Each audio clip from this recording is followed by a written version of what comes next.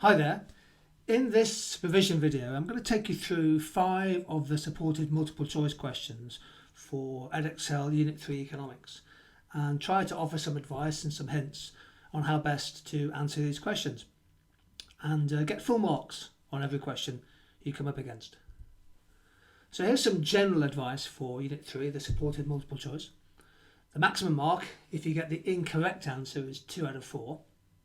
Knockout or rejection explanations are allowed, indeed encouraged, and you can get 1 mark each time if you use the relevant economic reasoning.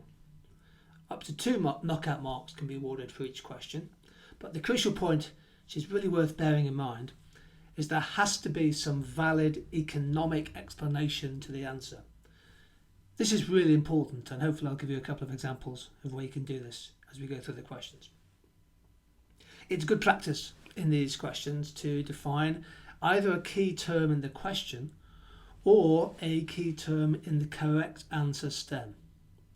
And you're always encouraged to apply to the specific context. Use your economic knowledge to full effect. It's great practice to draw supporting analysis diagrams. Remember, they should be fully labelled. And if diagrams are provided, then make sure you annotate clearly and fully to help you score top marks. Oftentimes in questions now there are tables of data with bits left out, and so that's good practice to complete tables of data where necessary. Again, you can score good marks there. You're expected to write in proper sentences, but it's fine to bullet them for emphasis so that you can really help the examiner when they're marking your paper. And clearly practice your papers to increase the speed and the accuracy of your answer. Work your way through the specification and practice the questions through each topic as you find them. So let's have a look at 5 questions and see how I would answer them. There's no perfect answer, of course, but this is my recommendation. Here's the first one. Which one of the following diagrams could depict average revenue for a firm operating in a perfectly competitive market? If you want to have a go at this, of course, just press the pause button on this YouTube video. Now I've underlined some key terms: average revenue and perfect competition. The correct answer is D. The average revenue curve for a firm in perfect competition is perfectly elastic or horizontal. Here's a quick reminder using the acronym half PPP of some of the key assumptions of the perfectly competitive market. So here's my suggested answer. I would define what perfect competition is. In this kind of market, each firm is producing a homogeneous or standardized product. No one firm supplies enough of the market to control the market price. And therefore, these firms are assumed to be price takers instead of price makers. They take the prevailing price in the market. And it's that means that the average revenue curve is perfectly elastic. In perfect competition, average revenue will equal marginal revenue. As shown in my diagram, you'll see that in a second. And total revenue, price times output, will increase at a linear rate as output increases.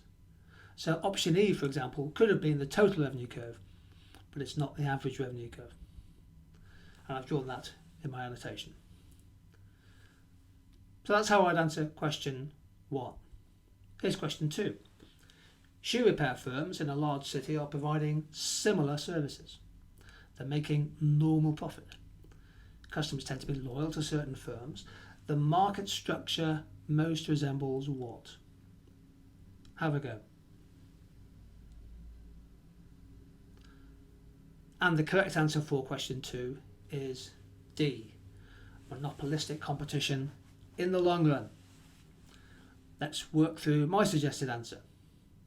I first of all define monopolistic competition. It's a market structure where there are many firms, each supplying a slightly differentiated product. There are low barriers to entry and exit, and that means that the concentration ratio is low. For example, in a large city, there's likely to be many small shoe repair firms, each taking a relatively minor percentage of the market, and perhaps each offering a different range of services for consumers.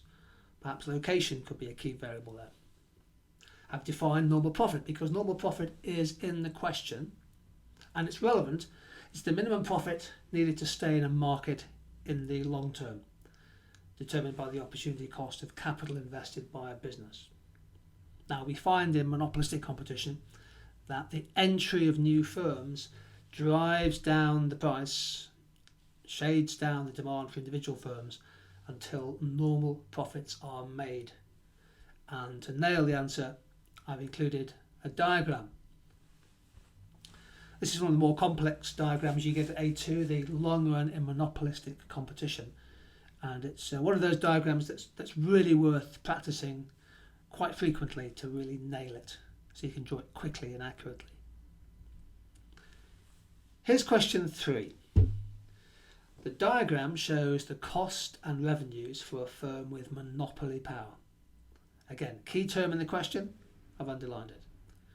Which of the following statements is true? Have a go, press the pause button and have a go. The correct answer to this question is B. At output V, the firm is allocatively efficient. That's because at output V, the price, which is U, is equal to the marginal cost of supply, which is a definition of allocative efficiency. Now, monopoly power is mentioned in the question, so you could define it. A working monopoly is any firm with more than 25% of the market.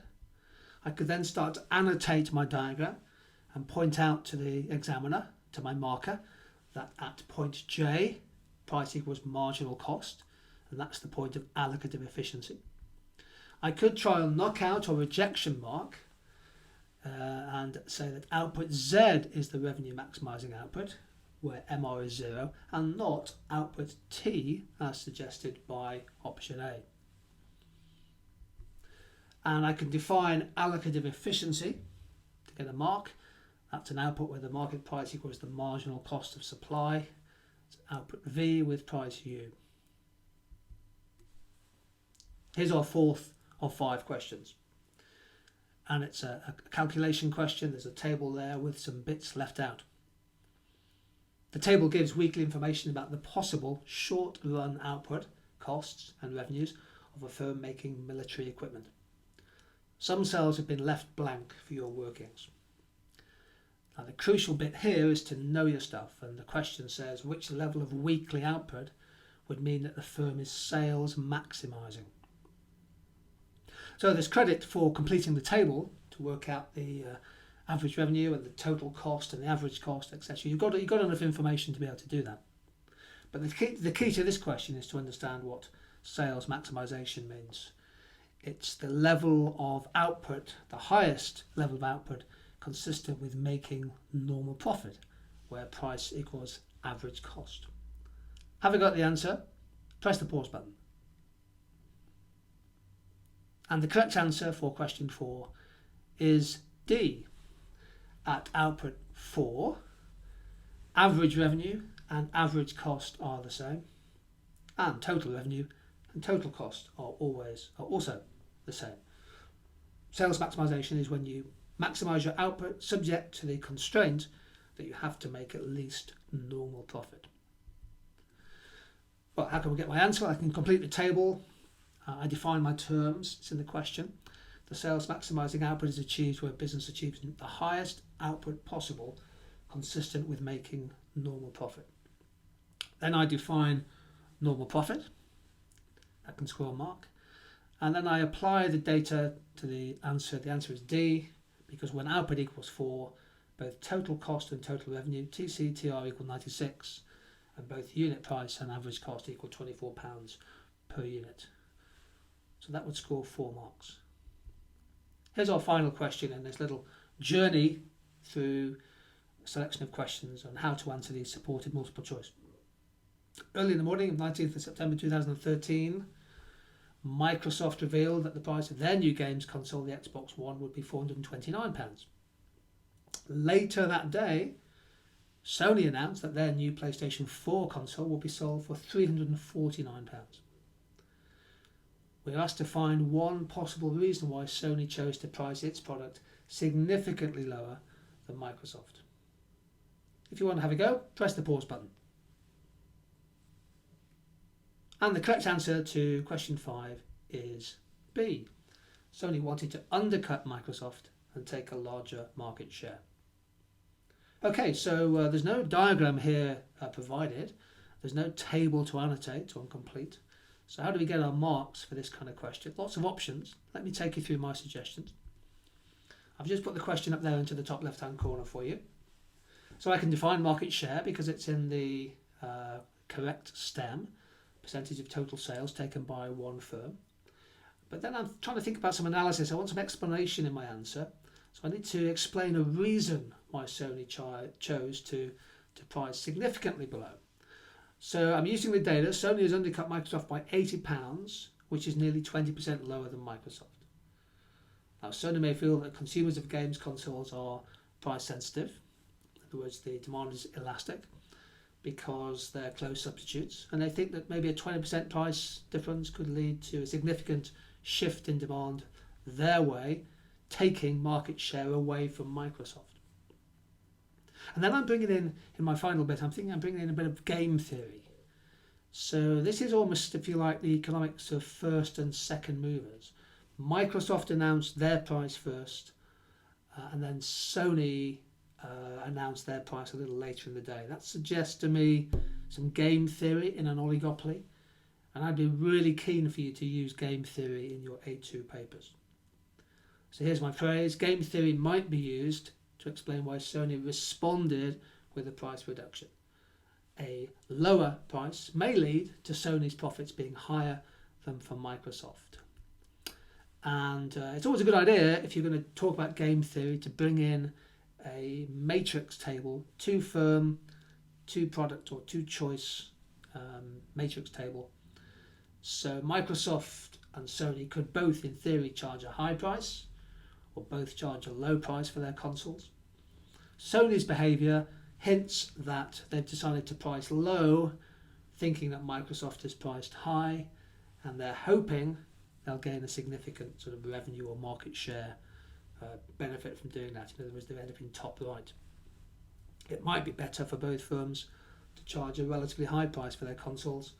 That would be sort of some collaborative, collusive equilibrium, should be top left. If they're both priced very low, they might end up bottom right, just making 100 units of revenue or profit each. But a bit of game theory to really impress the examiners on this kind of question.